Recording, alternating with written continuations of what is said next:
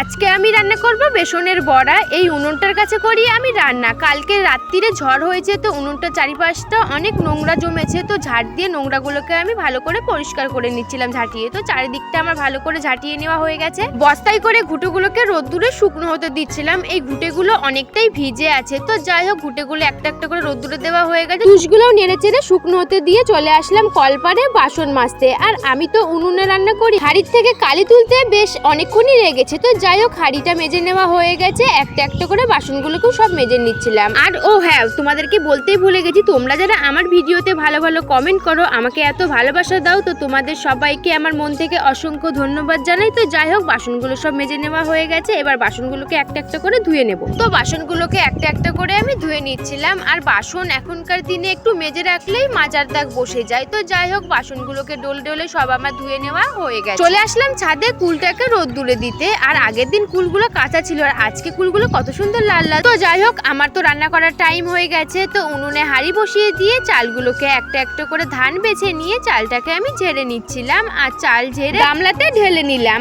আর চাল নিচে কটা পড়ে গেছিল, একটা একটা করে তুলে নিয়েছি। কলপারে চলে গেছিলাম, চাল ধুয়ে নিয়ে এসে হাঁড়িতে চালটাকে দিয়ে বসে পড়লাম সবজি কাটতে। প্রথমে কেটে নিয়েছিলাম সজনের ডাঁটা, আর এখন দুদিন পরপরই আমাদের বাড়ি হচ্ছে সজনের ডাঁটা। তো যাই হোক সজনের ডাঁটাটা আমার কেটে নেওয়া হয়ে গেছে। কেটে নিচ্ছিলাম বেগুন করব ভাজা, তো গোল গোল করে বেগুনগুলো সব কেটে নেওয়া হয়ে গেছে। আর এই অল্প বেগুনটা আমি বেসনের বড়া দিয়ে রান্না করব, তো সজনে ডাঁটার মধ্যে দিয়ে দিলাম। এবার আলু ছুলে আলুটাকে কুচি কুচি করে এবার কেটে নেব, কেটে দিয়ে দিলাম জলে। আর অল্প করে করব আলু ভাজা, তো আলুটাকে কুচি কুচি করে কেটে আমি দিয়ে দিলাম জলে। আর এই দেখো বেগুন কেটে নিয়েছি, সজনে ডাঁটা আলু বেগুনও কাটা হয়ে গেছে, এদিকে আলু ভাজার জন্য আলুও কেটে নেওয়া হয়ে গেছে, আর ভাতও হয়ে গেছে। উনুন থেকে ভাত নামিয়ে কড়াইতে তেল দিয়ে বেগুনগুলো তেলের মধ্যে দিয়ে একটা একটা করে উল্টে পাল্টে নেড়ে চেড়ে বেগুনগুলো সব ভেজে নেওয়া হয়ে গেছে। বেগুন ভাজা নামিয়ে তেলের মধ্যে আলুগুলোকে দিয়ে নেড়ে চেড়ে আলুটাকেও ভেজে নেওয়া হয়ে গেছে। বেগুন আলু ভেজে বাটিতে তুলে নিয়ে কড়াইতে বেসনগুলোকে একটা একটা করে তেলের মধ্যে দিয়ে উল্টে পাল্টে বেসনের বড়াগুলো সব ভেজে নেওয়া হয়ে গেছে। তেলের মধ্যে বেগুনগুলোকে দিয়ে ভেজে তুলে রেখে